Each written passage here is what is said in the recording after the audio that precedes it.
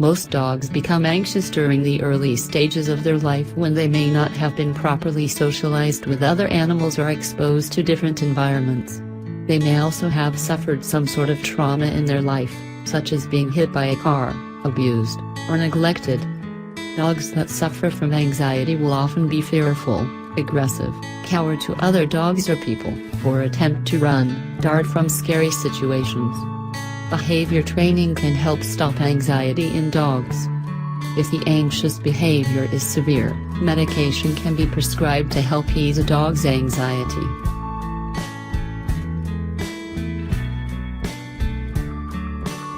Help your dog learn to walk calmly beside you. Never let him pull. Or else you'll learn pulling sometimes pays off. Keep the leash short but loose. Stop whenever you feel it go tight. He'll stop to see why you aren't moving. When he comes back, reward him and keep walking. After a few days, your dog will learn that pulling gets him nowhere. Many dogs pull on the leash because they are overexcited or overstimulated when on walks. Overstimulation can from the smells humans don't notice or the sounds humans can't hear. Fast-moving objects such as bikes, skateboards, or small animals can also cause excitement for a dog, which leads to them pulling when on walks. This type of behavior can be easily corrected through behavioral training.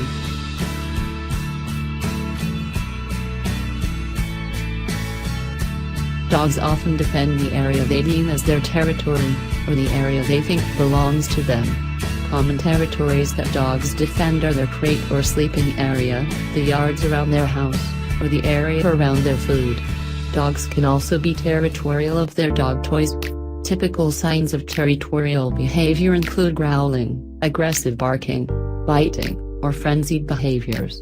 Territoriality in dogs is treatable and can be corrected through behavioral training.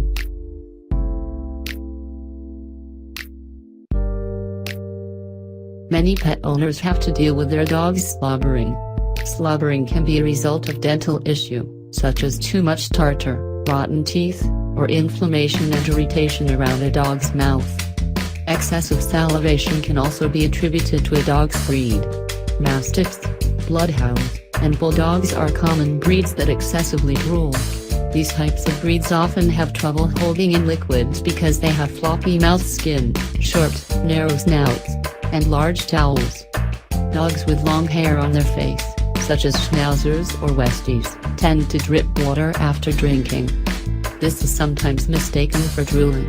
Unless there is medical condition that can be treated, slobbering and excessive salivation is not a behavior that can be corrected.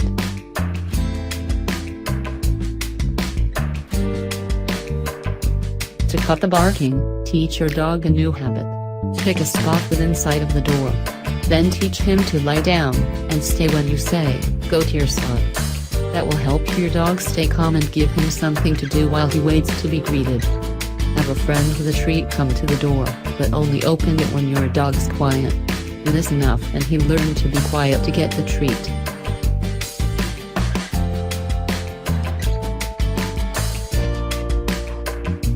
Many dogs tend to jump on humans or other dogs when excited during the greeting. It's natural for a dog to greet people by jumping up. But that can scare away guests. Don't give your dog attention unless he has his front paws on the ground. Then you can greet him and pet him. Or tell him to sit. Then wait until he does before petting him. It also helps to keep your greetings low-key. That helps your dog learn to control his own excitement. Also, make sure you keep your dog from bothering or scaring people who aren't used to him. By nature, puppies jump on older dogs to smell their face. And therefore dogs do the same with humans. Jumping behavior can be a problem because injuries often occur. Untrimmed nails can scratch a person and a jumping dog can easily knock down someone, especially a child. It is important to teach dogs not to jump at an early age.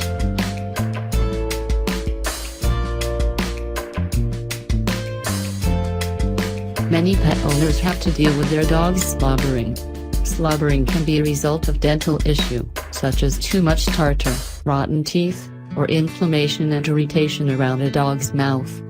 Excessive salivation can also be attributed to a dog's breed.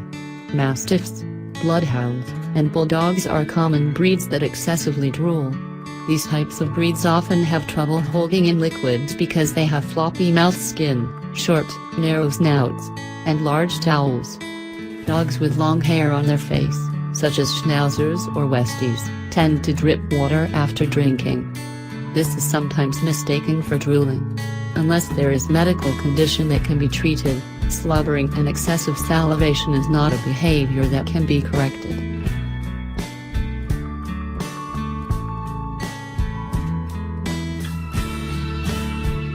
To cut the barking, teach your dog a new habit.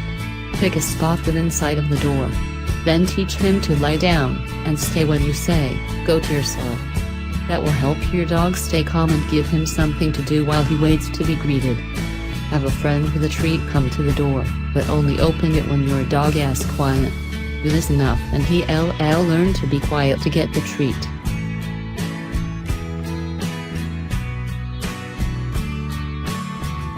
Some dogs feel stressed when being walked on the leash, as they feel they are confined or being controlled. When dogs feel this way, they can become over-aggressive towards other dogs, people, or objects. Signs of leash aggressiveness include lunging, growling, or aggressive barking.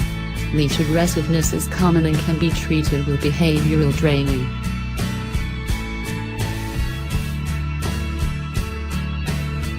Dogs, especially puppies, explore the world with their mouth.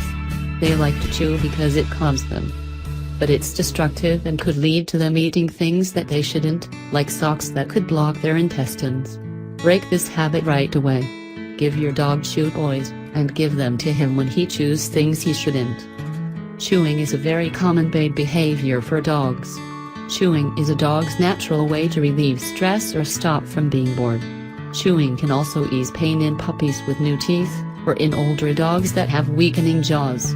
Chewing is an acceptable behavior when a dog chews an appropriate item, such as a rawhide or dog toy. Most owners become frustrated when their dog chews furniture, shoes, electronics, etc. This type of behavior can be corrected through proper training, especially at a young age.